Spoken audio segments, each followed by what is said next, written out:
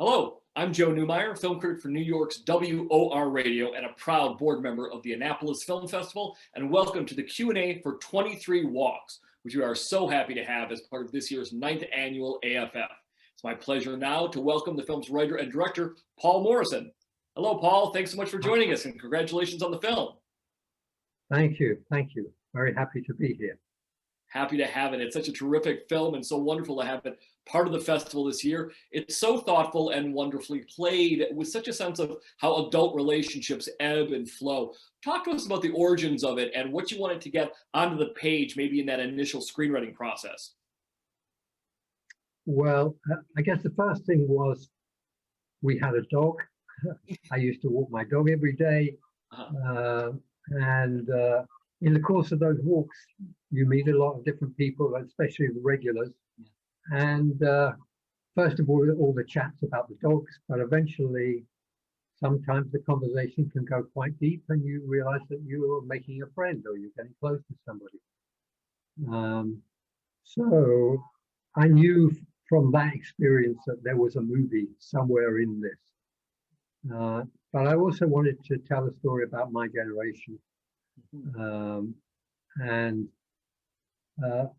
I guess what makes us alike and what makes us different from a younger generation who are falling in love, and what baggage we carry, and what freedom we have from being older and maybe a little wiser, maybe not.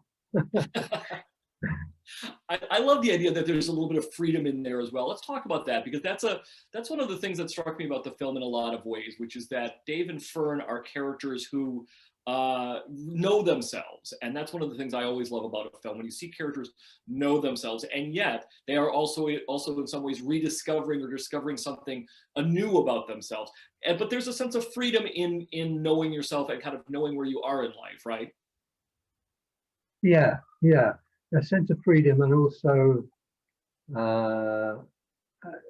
there's a sense that you don't have so many years left to you, so you might as well use them well and use them with people that you care about. And that seems to have struck a chord in these COVID times. People's need for connection and for belonging and contact feels very opposite, So although the film was written and shot just before COVID hit, it somehow still rings a bell, I think, at this time. And the freedom these characters have out of being themselves and being sort of adults in this relationship is part of the story. It's definitely part of the story. They don't want to settle for less. Yeah, and their wisdom too, which I love. There's a phrase that I also love, which is living a whole life in a day. It's just a phrase that I like to use sometimes.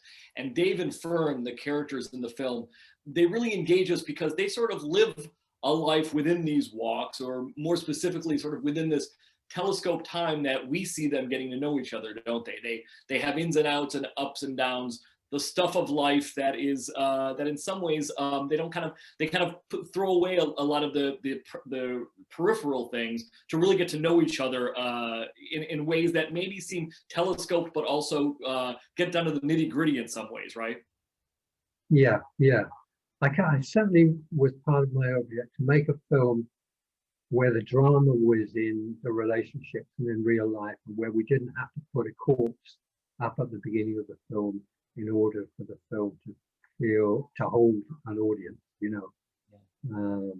that we come to care about these people's lives and what's happened to them, and that's enough to keep us in the movie. Yeah. Let's talk about your wonderful twosome in the film. Ladies first, the terrific Alison Steadman, an Olivier Award winner and a staple of so many terrific British film and TV and radio productions. What were conversations like with Alison as you first spoke with her about the film and about the role of Fern?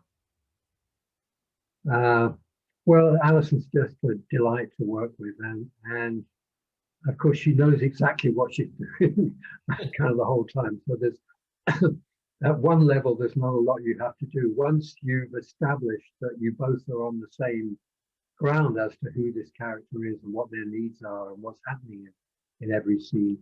You can let Alison run with it, and it's a great pleasure to work with her. We didn't. I mean, I expected, Alison's a great comic as well as being a great actor, and Dave is a comic. He's most of the time he's treading the boards as a comic. So, and off camera, they were great. They really sparked up one another, and they were funny, and they gave the whole crew a lift at times when it was hard going, especially with the dogs. And I expected them to want to improvise more than they did, but in fact, they were very loyal to the script. And once Alison believed in all the lines that she had to say, she committed to them, and she didn't stray off. And that's fine. That's fine. Yeah. You mentioned, obviously, Dave Johns also being a comic, and he's terrific. A couple of years ago, I first noticed him in a film called I, Daniel Blake, though he's been around such a long time, and he's such a great presence.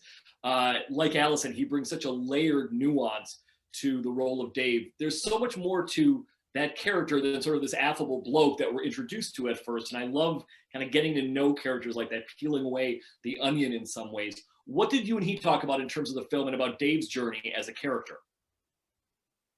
Well, it was his idea that, towards the end of the final rewrites, that Dave be slightly more of a flaky character, come across as slightly more flaky than he actually was. In other words, you could think, is she doing the right thing and trusting herself to him? Is there something going on here? And it does turn out that there is something going on here. Well, I'm not going to say what it is.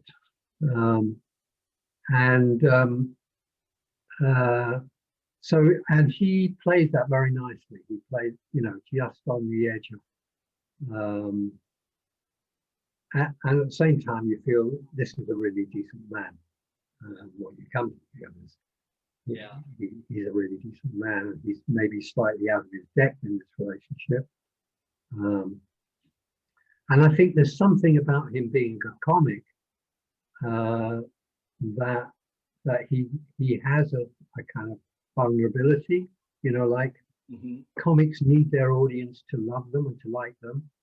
And there's something of that in the way that Dave plays Dave. And that was a complete coincidence. I hadn't cast him before I wrote the script.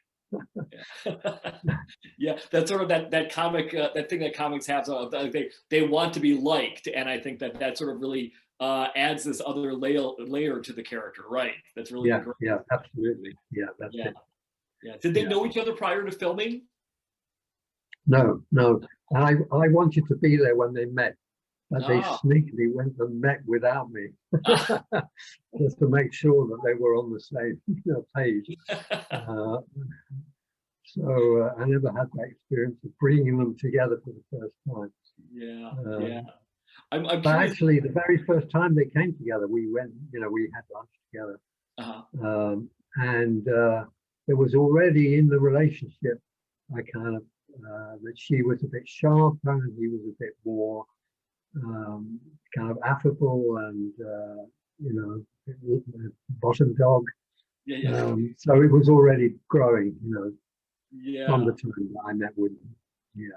That tracks with my next question, which is I'm wondering if they came up with something maybe before that lunch, or maybe just sort of over the course of rehearsing and getting to know each other, if they came up with something, maybe some connective thread or backstory or something that their characters share that maybe surprised you or deepened it in a way that you weren't anticipating, that they kind of were able to kind of find organically. Yeah, well, that's the joy of working with great actors, is that you are constantly surprised. And wow, I never thought of doing it that way, but actually it works, so let's go with it.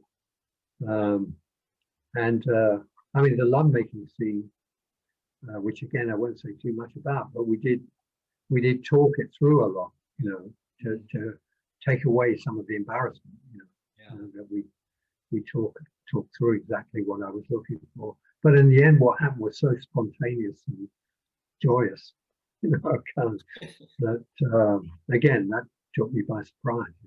It was much bigger than I thought it was going to be. Yeah, it's a and really all the wonderful best for it. scene. Yeah, it's really human, and they find all these different sort of very terrific things in the moment that you find. Yeah, yeah, yeah, yeah, yeah. yeah. It was a brave performance. Yeah, very brave. Very brave. Yeah. Yeah. Speaking of in the moment, your background as a documentarian, to my eye, helps make this film so beautifully observed and in the moment. That certainly helps as a narrative filmmaker, I'm sure, kind of keep the truth in the story, doesn't it? That sense of observation, observing people and their behaviors. Yeah, yeah. And of course, David Katznelson, who shot the film, is also a documentarian as well as a feature cinematographer. So he has that eye as well.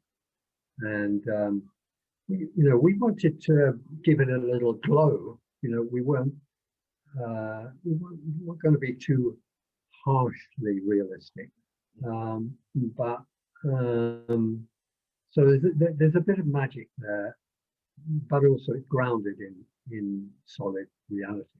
Right. Right, the observational moments and the magic there. Frankly, whether it's over past the year of COVID or just for any of us who are Anglophiles, I love just watching them walk around those beautiful parks and walk around these areas. How did you decide on the areas that you would film? Were they areas that were particularly of interest to you, or that you loved, or that were places that you knew and were affectionate towards? Mm-hmm.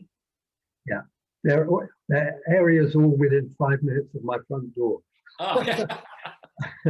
So mostly. So there are places that I used to walk my dog, places that I know and love. And I got to know even better, once you look at it through a camera lens. Yeah. And that means that I could kind of roll out of bed in the morning and then be on set, which is wonderful when you get to a certain age. So you don't have to get a cab halfway across London, right. in the early hours of the morning. I think at any age, that's a preferred thing. Grab a cup of coffee and be out there, or a cup of tea and be there in 5 minutes. I think that's always a preferred situation. Wrap up. To wrap up, you mentioned the dogs a few times. I am obviously assuming you're a dog lover. It sounds like you are. And I'm wondering if the casting of the dogs in the film was maybe a little arduous to find the right ones to be the counterbalance for the characters of Dave and Fern, and how that process went, because you kind of have to find the right dogs to go with them, right? Yeah, I mean, I was pretty clear about what breeds I wanted, so that cuts down your additional choice. Yeah. So the characters of the two dogs, were pretty set in my mind, and I thought I cast them right, but actually Sheila, who plays Tilly, I cast too young, and it was quite a lot of work to get her to be the older dog that she is in the film. and of course dogs are not people, not even children, because generally if you say what you want from a shot, you have 50 people, you have the crew and the cast, and everybody is focused on getting that thing that you want from the shot. Everybody except the dogs, because they have a different focus, which is food or running around or sniffing, mostly sniffing. Yeah. And so to get them to do what you want them to do is takes time, and when you're on a tight schedule, it's tough. They can be tough. Right. And when it's pouring with rain and freezing cold, and you're trying to get the dog to run up and down the steps exactly as you want to, and you're on take 15, and you don't have another idea in your head because you're so cold and tired how to shoot this. You're just dependent on the dog to get it right. I also love that the dog who played Tilly had to play older, like the Robert De Niro of dogs. You had to play a little older. I would imagine that's sort of easier to maybe have a dog act a little more sprightly than to have a dog calm down and kind of act a little older, right? Yeah, it is. that I discovered. Yeah. But no, she was fine. And you know, kind of directors are meant to fall in love with their leading ladies. I certainly fell in love with well, I was in love with Alison, and Yeah. certainly with Sheila, who played Tilly. Yeah. Yeah. Well, we fall in love, in fact, with all four of them, both the dogs and Allison and Dave. They're terrific. This whole film is one to really fall in love with. It's so wonderful, engaging, and honest, and it's an honor to have it as part of the Annapolis Film Festival. Congratulations again, and thanks to all of our fest sponsors and all of our filmmakers, patrons, and attendees. Ladies and gentlemen, writer-director Paul Morrison, and the film is 23 Walks. Thank you, Paul, so much. Have a great day. And you, and enjoy the movie. Thank you.